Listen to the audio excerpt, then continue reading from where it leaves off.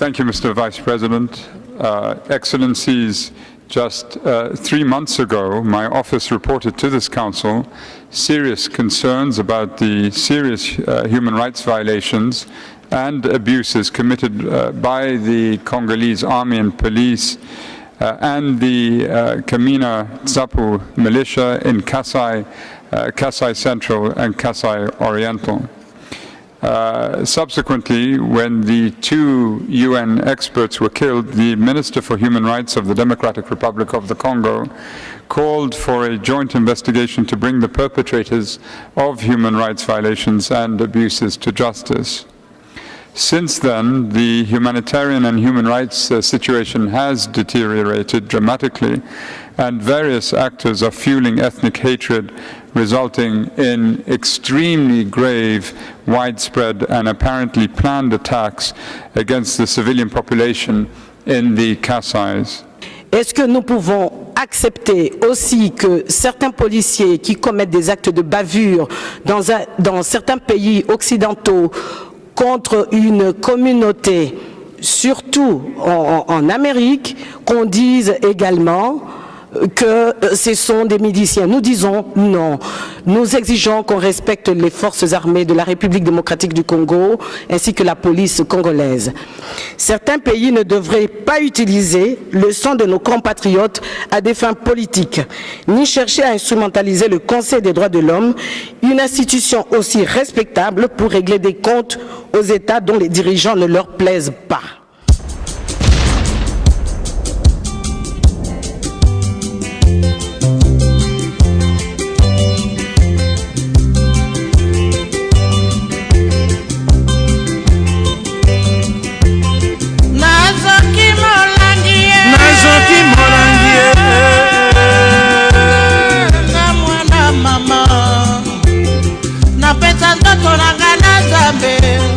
Mosala na kolia kase anzembo mopepenga na kopeba kahoyo ya bato nyonso mosunya nzoto nanga suka elengi moto nyonso akoluka kaka kute mama lwambo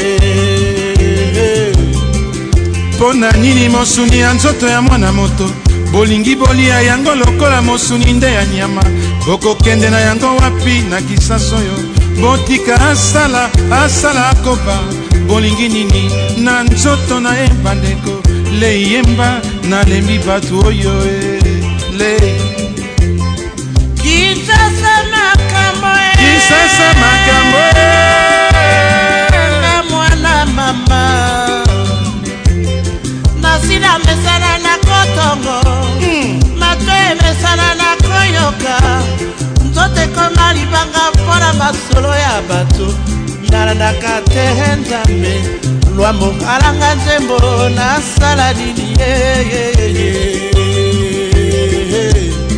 bato mobimba bakovanda se masolo ya bato balingi kodestabilize bato nyonso bandeko tosala nini na matongi kisase kobeba na matongi kotongo bato butu moi kaka kolembe te lei soki olandi bato oyo bandeko okoya kobunga nzela ya mosala okotika bana na mwasi basufri mpo na bango lei yemba bandeko lei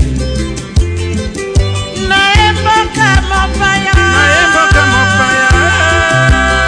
olwamo basasinga na nsima sekosasa balambi lokumu nanga na ndunda bololo bakombi ndako nanga na kombo ya mbanzi lwambo oyoyoyo alanga nzembo nasala nini nzoto ya mwana moninga botika evanda pembeni bokolongola mosuni bokotika makila na nani makila ngungi amela alemba avimba libumo ya moke soki obeti mbata epasuka leyemba nalembi bato oyo bandeko o le nazoki molangi olwamo napesa nzoto nanga na nzembo mosolo na kolia kase ya nzembo mopepenga na kopeba kahoyo ya bato nyonso mosunya nzoto nanga suka elengi moto nyonso akoluka kaka kute mama elengingini bakoyoka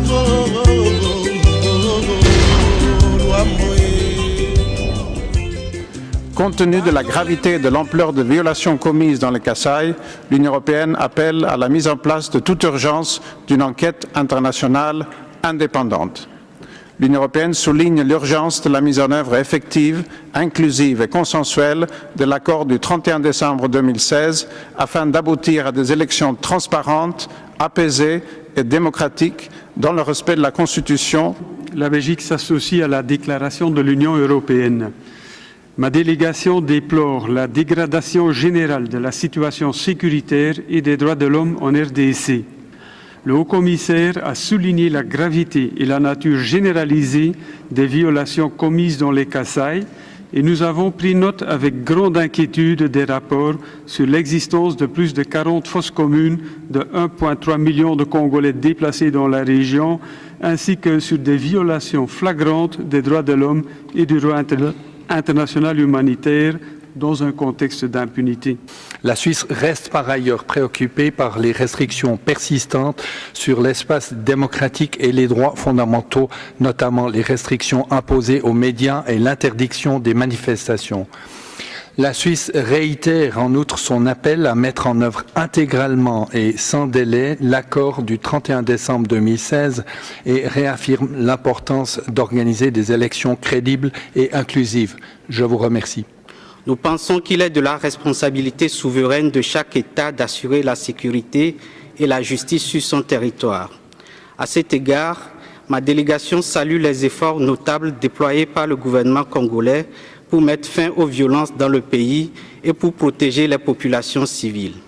Nous sommes d'avis que ces efforts doivent être poursuivis et intensifiés avec le concours de la mission de l'Organisation des Nations Unies pour la stabilisation en République démocratique du Congo, MONUSCO. Nous nous félicitons des mesures diligentes qui ont été prises par le gouvernement congolais pour enquêter sur toutes les allégations des graves violations des droits de l'homme. Les premiers résultats des enquêtes diligentées dans le Kasaï témoignent de la ferme volonté des autorités congolaises de lutter contre l'impunité. Nous exhortons le Bureau conjoint des Nations Unies aux droits de l'homme et la MONUSCO à apporter une assistance logistique et matérielle aux autorités congolaises dans leurs enquêtes. Il est évident que la situation des droits de l'homme en RDC demeure préoccupante, particulièrement dans les provinces de Kasaï. Cependant, nous exhortons les autorités congolaises à poursuivre leurs efforts afin d'éviter une escalade de violence qui a déjà occasionné le déplacement interne de plus d'1 million de personnes et plus de 30 000 réfugiés, parmi lesquels des enfants non accompagnés qui sont entrés en Angola à partir de la province angolaise de Lunda Norte.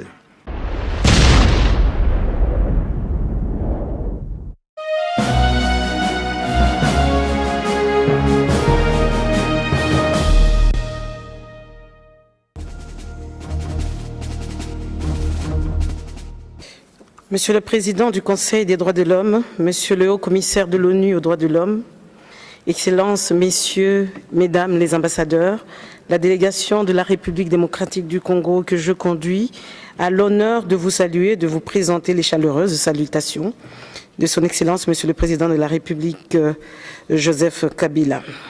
Notre présence ici à Genève, à la 35e session des droits de l'homme, traduit la volonté de mon pays à poursuivre sa collaboration avec le Haut Commissariat des Nations Unies aux droits de l'homme dans la protection et la promotion des droits humains.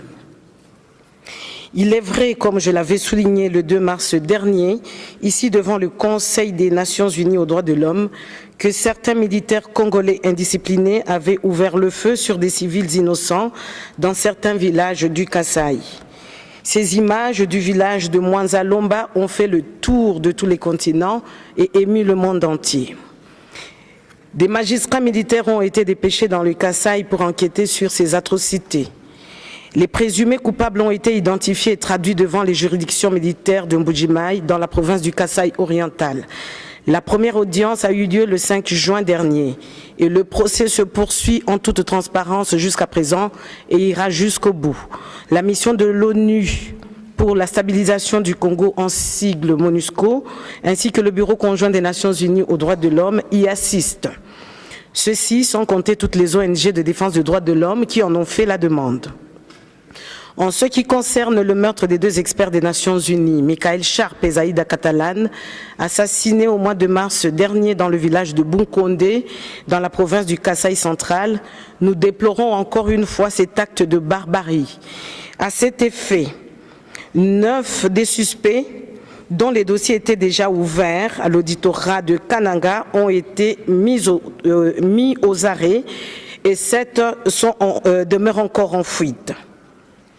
Toujours dans le cadre de l'affaire Sharp et Catalan, une enquête a été menée par la justice militaire congolaise avec l'appui de la MONUSCO et du Bureau conjoint des Nations Unies aux droits de l'homme. Le FBI, la police américaine, y a même été associé à la demande du gouvernement des États-Unis pour rendre justice à Michael Sharp. Si une demande nous avait été adressée par le gouvernement suédois pour rendre justice à Zaïda Catalan, nous aurions également accepté sans hésiter, simplement parce que nous n'avons rien à cacher. Au contraire, nous faisons le maximum pour qu'il y ait manifestation de la vérité dans cette affaire et que justice soit rendue aux victimes. La première audience du procès des 2 experts des Nations Unies a débuté le 5 juin 2007 dernier à Kananga, au Kasaï central. La MONUSCO et le Bureau conjoint des Nations Unies aux droits de l'homme y assistent chaque jour. Justice sera donc rendue à Michael Sharp et Zaïda Catalan, mais justice sera rendue également à leurs 4 accompagnateurs de nationalité congolaise, dont les médias et la communauté internationale parlent très peu et dont les corps ne sont toujours pas retrouvés. Justice sera rendue aussi aux 1333 civils, 289 policiers tués à ce jour, dont 100 civils et 39 policiers tués par décapitation par le groupe terroriste de Kamwina Nsapu. Et nous vous assurons que toutes les personnalités civiles et ou politiques, qu'elles soient ou qu'elles aient été PDG, ministres, députés, sénateurs ou gouverneurs, dont la culpabilité sera établie à l'issue des enquêtes, elles répondront de leurs actes. S'agissant des fausses communes qui défrayent la chronique et que la MONUSCO et le Bureau conjoint des Nations Unies aux droits de l'homme auraient localisées, cela fait plusieurs secrétaires généraux des FARDC demandent aux équipes de la MONUSCO se trouvant à Kananga d'effectuer une mission conjointe avec la justice militaire, mais ces équipes tardent à venir. Les quelques fois où quelques équipes sont arrivées à Kananga, après insistance de l'auditorat militaire congolais, une mission conjointe MONUSCO-auditorat FARDC a été effectuée dans la commune de Nganza où la MONUSCO a affirmé avoir identifié 7 fausses communes. La première a été creusée, c'était une tombe où l'on avait trouvé un corps. Plus loin, à 100 mètres, une autre supposée fausse commune a été creusée. Les enquêteurs y ont trouvé une arme de chasse de calibre 12. Et dans la troisième, 2 corps sans tête y ont été enterrés. Ensuite, dans le territoire de Chimbulu, une supposée fausse commune a été creusée non loin du lieu où l'on avait retrouvé le corps des 2 experts de l'ONU. Les équipes conjointes MONUSCO-auditorat FARDC y ont trouvé une moto. Après le début de ces enquêtes, les équipes de la MONUSCO se sont visiblement découragées et étaient déçues de n'avoir pas trouvé des fausses communes qu'elles avaient annoncées à travers les médias quelques jours plus tôt. Depuis, elles avaient promis à l'auditeur supérieur de Kananga d'y retourner pour poursuivre les investigations, mais promesses restées jusque-là, promesses restées sans suite jusqu'à présent. Permettez-moi de souligner, Monsieur le Président du Conseil, Monsieur le Haut-Commissaire, que la triste vérité, c'est qu'on cherche les fausses communes partout, sauf là où elles pourraient exister réellement. Ce n'est pas un secret, en tout cas ce n'est un secret pour personne, que dans les Tchota, ces lieux d'initiation de Kamwina Nsapu, où l'on égorge des êtres humains, on boit leur sang, au nom de rituels coutumiers, sont des véritables boucheries humaines. Personne ne se demande ce que les Kamwina Nsapu ont fait des corps de toutes ces personnes qu'elles ont décapitées dans ces Tchota. Où est-ce qu'ils les ont enterrés? Sûrement quelque part. Mais une chose est sûre, ce n'est pas dans un cimetière reconnu par l'État congolais. C'est pourquoi nous demandons encore une fois au Haut-Commissaire des Nations Unies aux droits de l'homme de traiter cette affaire en toute impartialité, sans une quelconque pression et surtout sans interférence politique. Ce phénomène Cap Inasampu a endeuillé avant tout la République démocratique du Congo et son peuple. Certains pays ne devraient pas utiliser le sang de nos compatriotes à des fins politiques, ni chercher à instrumentaliser le Conseil des droits de l'homme, une institution aussi respectable pour régler des comptes aux États dont les dirigeants ne leur plaisent pas. Que cette affaire des fosses communes ne devienne pas aujourd'hui un slogan utilisé par certains pays qui ont dit au monde entier en 2003 que l'Irak développait des armes de destruction massive qu'on ne nous a jamais présenté jusqu'à présent. Le gouvernement de la République démocratique du Congo réitère donc solennellement sa volonté de poursuivre sa collaboration avec l'ONU. Il accepte d'accueillir sur son sol une équipe d'enquêteurs des Nations Unies venant en appui à la justice congolaise dans le but de faire la lumière dans les atrocités du Kasaï. Mais cet appui sera technique et ou logistique et la justice congolaise gardera le leadership de ces enquêtes comme nous l'avons souligné dans le courrier adressé au haut-commissaire le 9 juin dernier. À l'issue de ces enquêtes conjointes, la justice congolaise poursuivra les présumés coupables et les jugera conformément au code pénal en vigueur en République démocratique du Congo. Je vous remercie. I thank Minister Mushu Bikwa. Yasi maroma si alobi soko okokima mbangu kende yo moko me soko okokende mosika kende na bato.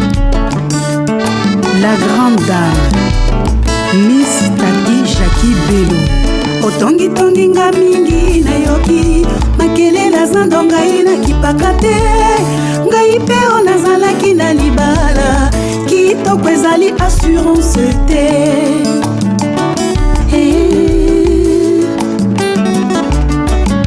Ofingi fingi nga mingi na yoki isalelanga na kipaka te.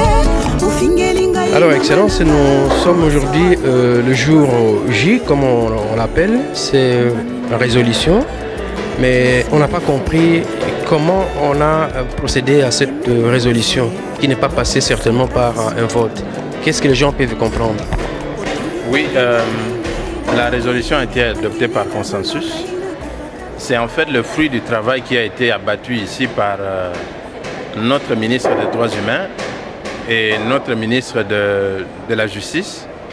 Ils ont fait un travail qui a fait que nous sommes partis d'abord de la logique de la confrontation jusqu'à ce que nous appelons actuellement un compromis. En fait, nous sommes arrivés à un moment où l'Union européenne avait présenté son projet de résolution qui était un projet très fort contre nous et en réaction au projet que nous avions présenté et qui avait été endossé par l'Union africaine.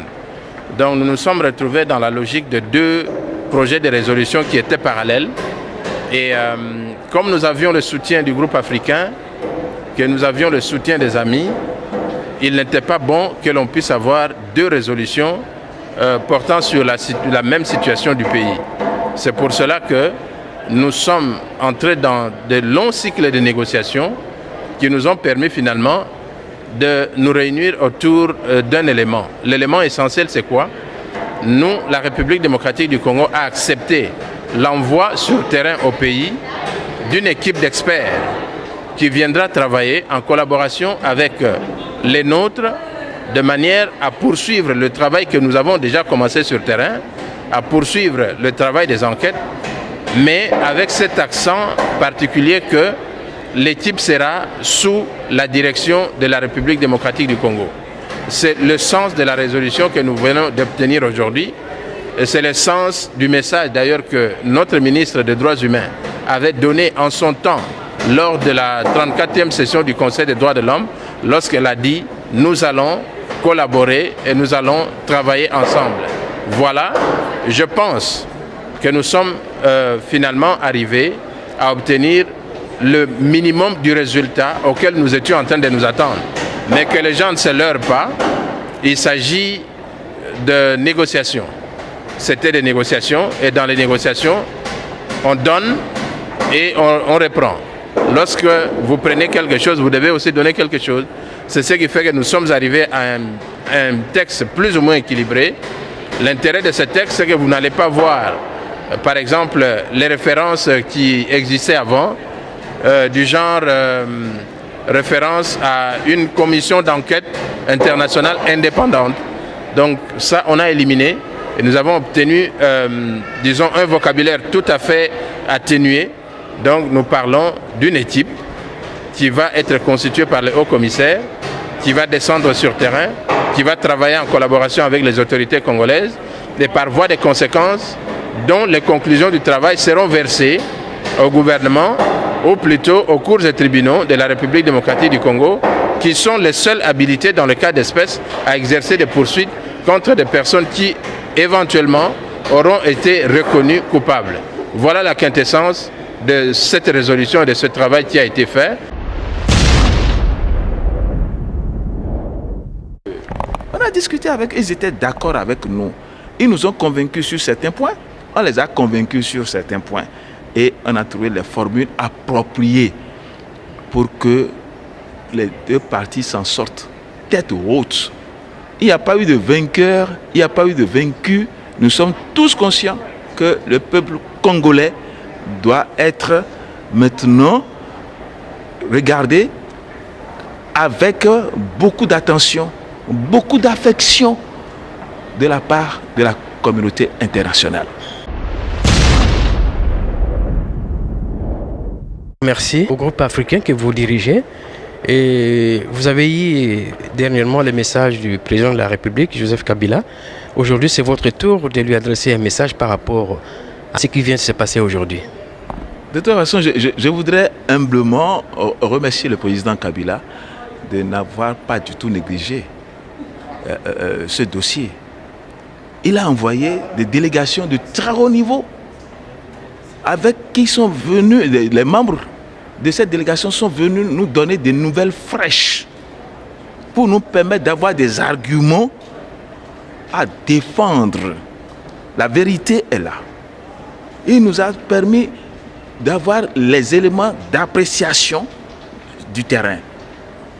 La ministre chargée des droits humains, le ministre de la Justice, le directeur ou bien le président de la Commission nationale électorale, eh bien, tout ce monde avec une forte délégation, ils sont venus non pas pour plaider une cause parce qu'il faut la plaider, mais non, mais pour expliquer les efforts que le gouvernement est en train de faire sur le terrain et les contraintes auxquelles le gouvernement est confronté. Eh bien, ces contraintes, nous encourageons, vraiment, nous encourageons le gouvernement à continuer et que le Congo, qui est un pays très, très, très cher à l'Afrique, à l'Union africaine, retrouve le chemin de la paix, de la sérénité, du développement. Parce que si le Congo se développe, l'Afrique prendra sa part de développement. Tout le continent prendra sa part de développement. L'Afrique attend le développement du Congo. C'est ce que nous souhaitons pour le Congo et c'est ce que nous souhaitons pour l'Afrique.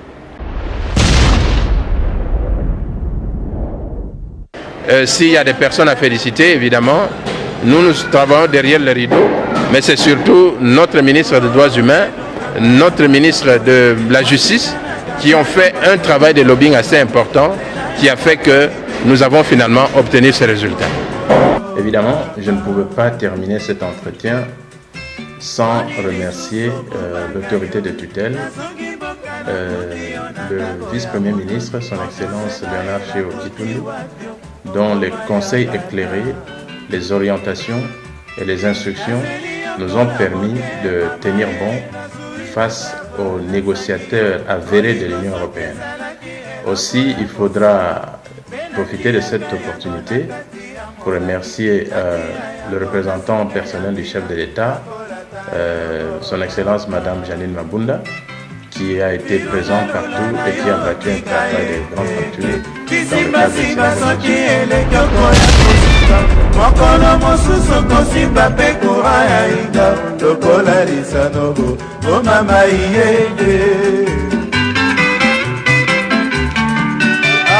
dans le cadre de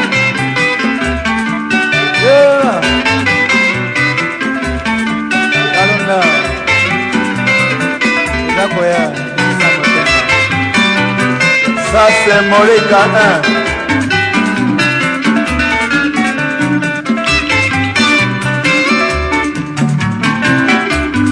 Nazeli yokola moke mama nazui retard nazangi yo bolingo soki ezalaki eloko ya kosimba nde natiaka yango na kati ya molangi natia yango na songe ya mbila bakolata elongo mama bilulelula na yo tika ege kisimbasimba soki elekoko ya kosuka mokolo mosusu kosimba mpe kora ya inga lokola lisano o mama iyeye